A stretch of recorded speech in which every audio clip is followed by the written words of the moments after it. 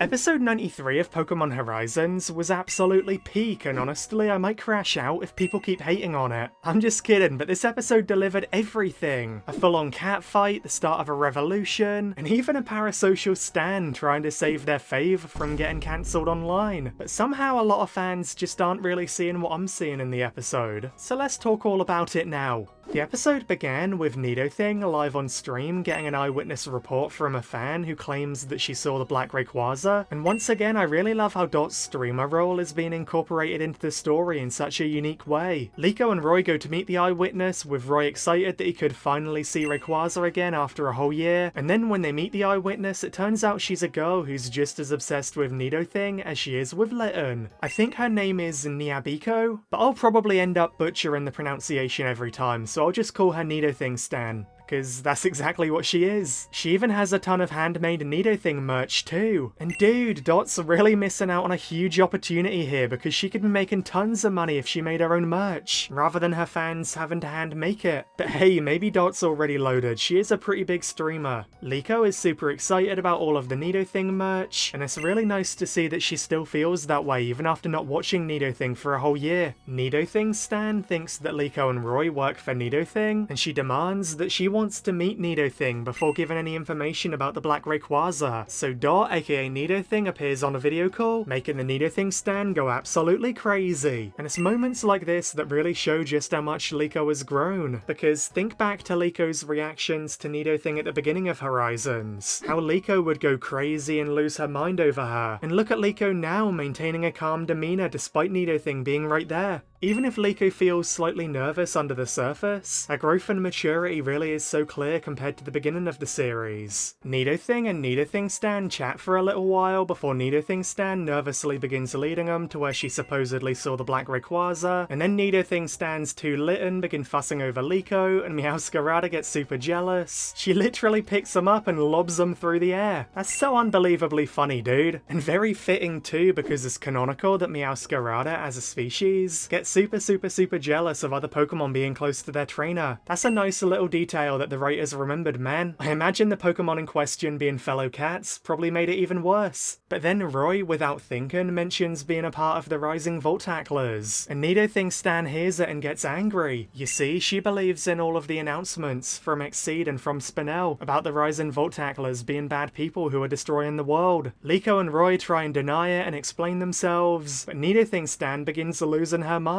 She's really worried that Nidothing could get cancelled if she's connected to people like the Rising Voltaclers. And this might be the funniest thing of all time, dude. I never ever thought that Pokemon would give us an episode about stans trying to protect their parasocial idol from Twitter cancellation. But that's basically what this is, dude. Nidothing Stan is trying to get Liko and Roy away from Nidothing before the public notices. This is actually peak. Let's pray for a Nidothing Notes app apology arc next. So Nidothing Stan says she'll defeat Liko right here, right now to save Nidothing, and Liko and Meowscarada accept the battle. It's time for a cat fight, dude, but probably not in the way you're expecting, because Nidothing Stan sends out an Incineroar, and everyone is shocked by it. So Meowscarada uses Flower Trick, but Incineroar hits signature move with signature move. It destroys the Flower Trick bombs with a Darkest Lariat. Meowscarada then dodges, and the two of them begin sparring. And can I just say quickly that I really love how Meowscarada moving around with her yo-yo is way more delicate and magical feeling than how Florigato did. It really does show the difference between them as Pokemon. Meowscarada tries acrobatics, but Incineroar uses bulk up to block it. Then Liko reuses the strat she used against Sidion's bulky Garganacl a while ago, wrapping Meowscarada's vine around Incineroar's leg and trying to pull it over, but Nidothing Stan proves that she's an amazing battler too. Her Incineroar reels Meowscarada in by the vine using Darkest Lariat, and then once he's reeled her in, he unleashes a huge full power blast burn right into her face. And Meowscarada is utterly fried, dude. Like, I'm talking nearly as fried as my channel was in early 2023. Until somehow she manages to stand up again.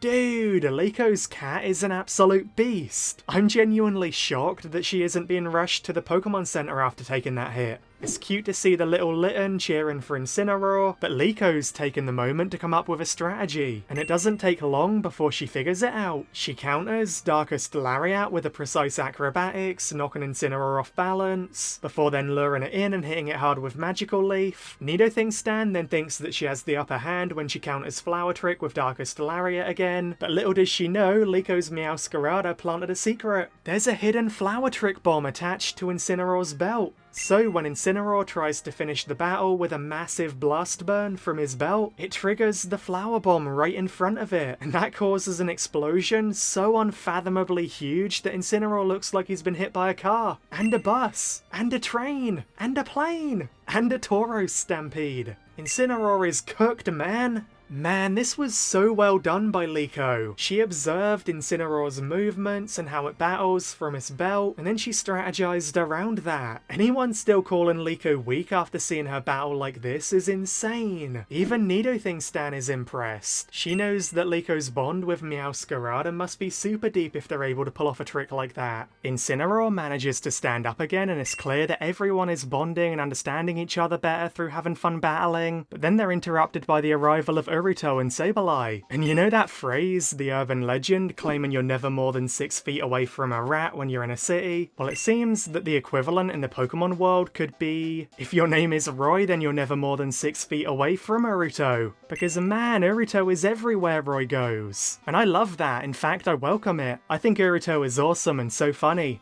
Urito is here because he wants to hear the information about the Black Rayquaza too, but he's also being chased by a stampede of Dodrio who suddenly swarm around everyone, and then a swarm of Fearow attack too. It's very clear Liko and Roy are both growing quite tired of Urito's antics at this point. Even Liko looks done. But I'm the #1 Urito defender in the world, so I support the chaos. Nidothing Stan says that she'll defeat the whole swarm herself in a battle, but Liko shows again that she really is on the road to understanding the feelings of Pokemon, because she wants to try and calm the Pokemon down rather than just attacking them. So Liko and Roy send out their secondary Pokemon, once again proving that the writers have learned from the criticisms of the previous arcs. Oh, and by the way, Pagogo changes to its terrestrial form so casually and easily now. It's really nice to see how far Pagogo has developed in that way too. And then Liko, Roy, and all their Pokemon begin working together, distracting the wild Pokemon, and putting on a big, dazzling magic show where Meowscarada pulls a Captain Pikachu out of thin air, just like how a magician would pull a rabbit out of a hat. Roy, Crocalor, and Kilowattrel then begin singing too, which is really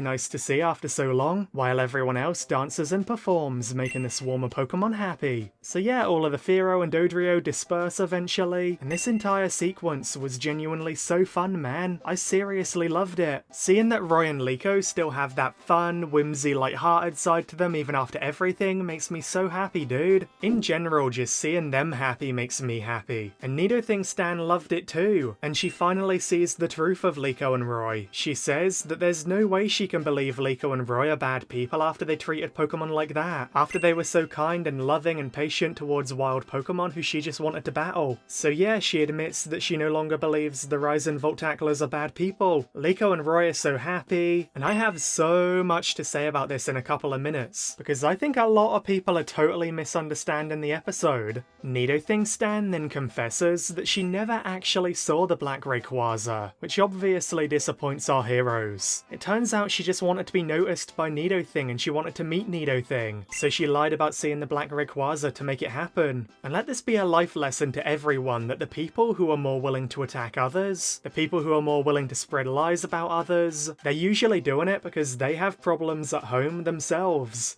Good people who are secure in themselves and happy with themselves, they don't attack other people, they don't spread lies about other people. But Nidothing Stan was happy to lie about seeing Rayquaza, and happy to attack Liko over lies too, and that's all because she was lying herself. It really makes you wonder about those two annoying hater girls in the previous episodes too. I wonder what problems they have. Anyway, Nidothing Stan is genuinely apologetic about everything. You can tell she's just young and blinded by being such a big fan of Nidothing, you know? But Urito is obviously angry about the lie. He wanted to know about Black Rayquaza, so he heads off and leaves. To be fair, it's quite nice that Urito left himself rather than being left behind again by Roy, so that's a W in my eyes. Nidothing cheers Nidothing Stan up, basically telling her that she values all of her friends and fans, and then Liko and Nidothing Stan bond properly too. Nidothing Stan says that she'll support the Ryzen Voltaclers from now on, and she'll spread the word about them too, which our heroes are really thankful for. So Liko and Roy continue their journey.